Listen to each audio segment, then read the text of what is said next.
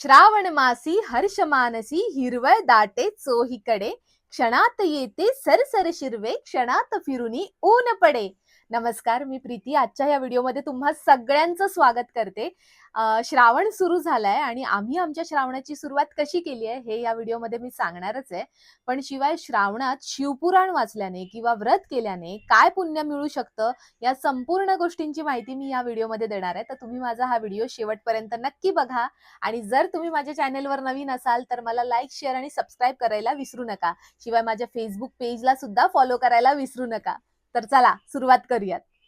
शिवपुराण वाचताना सगळ्यात आधी काय नियम पाळावे लागतात हे आपण बघूयात. एकतर शिवपुराण वाचताना तुम्ही स्वच्छ अंघोळ करून बसायचे आणि स्वच्छ वस्त्र परिधान करायचेत. त्यात पांढऱ्या कलरचे वस्त्र असले तर सगळ्यात उत्तम. आणि जिथे कुठे बसणार आहात वाचण्यासाठी तर ती जागा शांत आणि स्वच्छ असावी. आजूबाजूला गोंगाट नसावा. आणि दुसरी गोष्ट, तुम्ही शिवपुराणाला सुरुवात केल्यानंतर एकतर तुम्ही इतरांबद्दल किंवा तुमचा जर स्वभाव असेल की नाही, मी इथे खूप छान छान आहे असं मस्त, मी पोथी वाचायला सुरुवात केली आणि हे सगळं आहे. पण काही लोकांचा असा स्वभाव असतो की जेणेकरून ते स्वभावातच असतं की याला कसं तरी कुचकटपणे बोलणं किंवा कुठेतरी अ, राग, द्वेष किंवा भांडणं करणं, या सगळ्या गोष्टी टाळायच्या. शिवपुराण वाचताना तुम्ही जर ह्या गोष्टी टाळल्यात तर तुम्हाला खूप चांगले रिझल्ट मिळतील. अदरवाईज तुम्ही जर इथे पोथी वाचताय आणि तिथे बाजूला काहीतरी पोथी वाचून झाल्यानंतर काहीतरी वेगळाच प्रकार घडतोय, तर ते सगळं तुम्हाला लाभदायक नसतं. तर त्यामुळे त्या गोष्टी टाळा.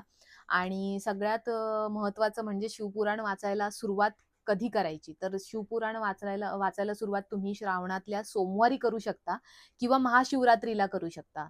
तर कारण जेव्हा अशा वेळी तुम्ही सुरुवात कराल तर तुम्हाला खूप चांगले रिझल्ट मिळतील. श्रावणात तर सगळ्यातच उत्तम. आता श्रावण सुरू सुद्धा आहे आणि आता तुम्ही सोमवारी सुरू सुद्धा करू शकता. आणि शिवपुराण वाचताना एक अखंडता असावी. म्हणजे तुम्ही जर एकतर सकाळी वाचताय किंवा संध्याकाळी वाचताय हे आधी ठरवा.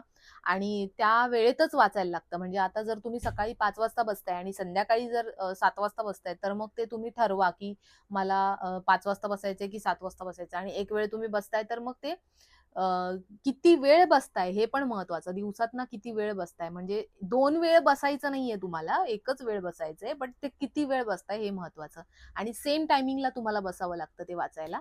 आणि वाचताना खूप मोठ्याने वाचाल, म्हणजे लिपसिंग खूप मोठमोठ्याने कराल तर तुम्हाला संपूर्ण घरात एकतर पॉझिटिव्हिटी पसरते हे तुम्हाला बघायला मिळेलच. आणि शिवाय तुम्ही वाचत असताना जर समोर तुमचं ते शिवपुराण ऐकायला कोणीतरी बसलं तर त्याला सुद्धा पुण्य मिळतं. तर म्हणून ऐकायला नक्की ज्याच्या कानावर पडेल त्याचं तर त्याला पुण्य आपोआपच मिळून जातं. तर त्यामुळे ते मोठ्याने वाचावं. आणि हां, ब्रह्मचर्य पाळावं लागतं शिवपुराण वाचताना. जोपर्यंत तुमचं शिवपुराणाचं वाचन सुरू आहे तोपर्यंत तुम्ही ब्रह्मचर्य पाळलं तर सगळ्यात उत्तम. एकतर मांसाहारी टाळायचंय, तामसिक भोजन. आणि कांदा, लसूण जर टाळलं तर सगळ्यात उत्तम. म्हणजे भोजनामध्ये कांदा, लसूण घेऊच नका, जोपर्यंत तुमचं ते शिवपुराण कंप्लीट होत नाहीये तोपर्यंत. आणि शिवपुराणाची सुरुवात करताना ही छान वस्त्र परिधान करून तर करायचीच आहे. बट तुम्ही जिथे कुठे बसाल तिथे एक तर पोथी ठेवल्यानंतर तुम्ही शिवलिंगाला अभिषेक करायचा आहे. बेल व्हायचंय आणि त्यानंतर एखादा तुपाचा दिवा आणि अगरबत्ती. अगरबत्ती सतत तुम्ही जेवढे तास तुम्ही वाचन करताय तेवढे तास ती अगरबत्ती जळत राहिली तर सगळ्यात उत्तम. म्हणजे ते एक बोलतात ना, त्या वाइब्स तुम्हाला खूप चांगल्या गोष्टी घडवतील आणि चांगल्या गोष्टी तुम्हाला अनुभवायला मिळतील. शिवपुराणाचे फायदे म्हणजे सगळ्यात इम्पॉर्टंट, तुमच्या घरात सुख, समृद्धी, संपत्ती, संतती सगळं छान सुखद नांदतं.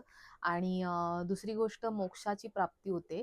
शंकर भगवान हे सर्वश्रेष्ठ देव मानले गेले आहेत. तेच आपले पालन करतायत, संहार करतायत. तर त्यामुळे शिवपुराणाचं वाचन केल्याने किंवा ऐकल्याने आपल्याला मोक्ष मिळतो, पापाचं निवारण होतं आणि आपल्या आयुष्यात संपत्ती, संतती, सुख, समृद्धी खूप छान नांदते. आणि आता सगळ्यात महत्त्वाचं, शिवपुराणाचं वाचन केल्याने किंवा ऐकल्याने आपल्याला आपल्या गेल्या जन्मातले आणि या जन्मातले जे काही आपले पाप असतील ते नष्ट होतात. आणि दुसरी गोष्ट, शिवपुराणामुळे आपल्याला खूप खूप खूप चांगल्या गोष्टी अनुभवायला मिळतात. जसं की आपल्या आयुष्यात कुठल्याही प्रकारचे अडथळे असतील तर ते दूर होतात. म्हणजे तुमचे काही मार्ग मोकळे होत नसतील, तर नक्की शिवपुराण वाचून बघा. तुमचे सगळे मार्ग मोकळे होतील. आणि ओव्हरऑल अशा प्रकारे मी तुम्हाला शिवपुराणाचं महत्त्व सांगितलेलंच आहे आणि त्याचे फायदे सुद्धा सांगितलेले आहेत. तर आता मी तुम्हाला आम्ही आमच्या श्रावणाची सुरुवात कशी केली आहे, हे सुद्धा सांगणार आहे.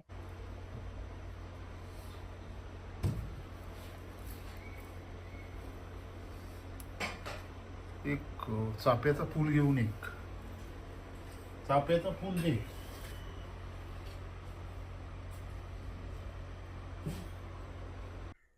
सो आम्ही आमच्या श्रावणाची सुरुवात ही नवनाथ भक्तिसारापासून केलेली आहे. नवनाथ भक्तिसार हे आमच्या घरी वाचलं जातंय दररोज एक नित्य नियमाने आणि त्याची पूजा पण बघू शकता आम्ही कशी मांडणी केली आहे.